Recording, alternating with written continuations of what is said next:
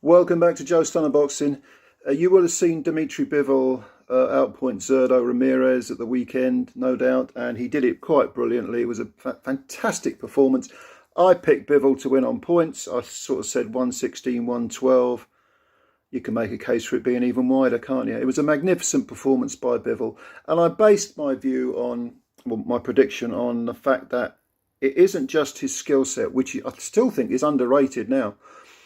I think he's got underrated power. I think if a fighter doesn't try to knock anyone out, which Bivol doesn't, he's quite content to just dip into his fistic toolbox, pull out the tools and display all his wares. But I think if a fighter doesn't try to knock people out and doesn't rack up the stoppages on his record, people then underrate the power. And I think Bivol's got tremendous. He's not a banger. He's not a one punch knockout artist, but he has tremendously underrated power. And also, I think we need to look at Bivol's mental strength, which, I mean, he's got ice water in his veins. He's so cool and calm and collected under fire. He handled the whole, Canelo circus easily, beat Canelo, I think, far wider than some of the judges had it. And the same was with Zurdo Ramirez. He didn't buy into any of this, 44-0 record. I'm a big fat destroyer. And Zurdo was massive, wasn't he? I mean, he looked freakishly big in that ring. Didn't bother Bivol. So this is a real grade A+ fighter, Bivol. And a lot of people have said, okay, undisputed light heavyweight title beckons. Put him in with Beterbiev. Beterbiev is getting old. I think he's 38, and he's been making light heavyweight his entire professional career. But he fought at heavyweight as an amateur, and he still makes the weight. I'm not saying he can't make the weight, but it can't be easy for him. I mean, he really has to live the life, which he probably does. Don't get me wrong. I'm not knocking the guy at all. A tremendously powerful, rampaging, marauding type of fighter, not without skill at all.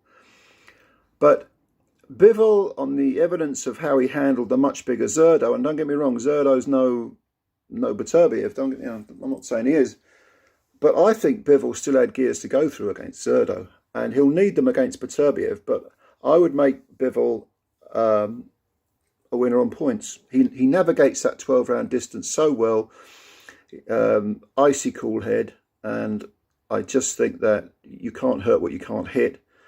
He would probably beat Beterbiev. Now, that's not a given, because Beterbiev is still a very, very dangerous, heavy-handed fighter.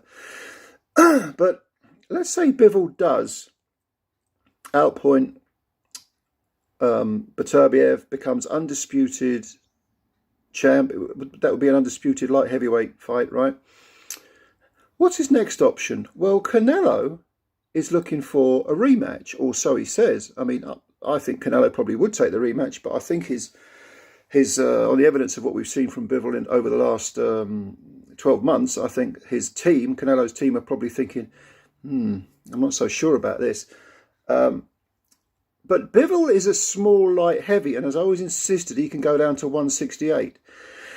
So why not go down to, having unified the light heavyweights, why not go down to 168 for all these super middleweight belts and take on Canelo there, if you can make the weight? Don't wreck your body by, coming down too much. Otherwise, you get the Roy Jones factor. But if you can do that, and you can beat Canelo at 168, that will be 2 consecutive fights where you've won all the belts. That's never been done before, has it? I mean, that would be what an astounding achievement. That's Hall of Fame stuff. In the modern age, to have all 4 belts, all 4 of the major belts, at light heavy and super middle, if I was in Bivol's shoes and I could make 168 comfortably, or given enough time, reasonably well, I mean, there's never been a bigger carrot dangled in front of your face than that. That's real Hall of Fame stuff. And I think he can do it. If he can make 168. Again, I keep repeating that. But so I think 2023 is an incredibly exciting year, potentially, for Dimitry Bivol.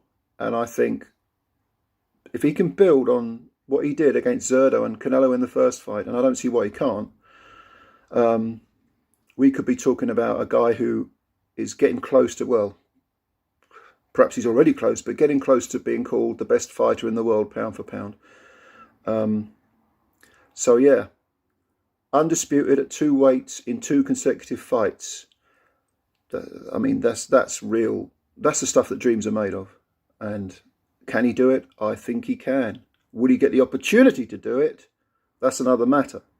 Maybe Canelo's crew might say, no, we're not going there. Or, you know, politics gets in the way of so much, doesn't it? In boxing and in life in general, actually. But so what do you think? Do you think that's a feasible proposition?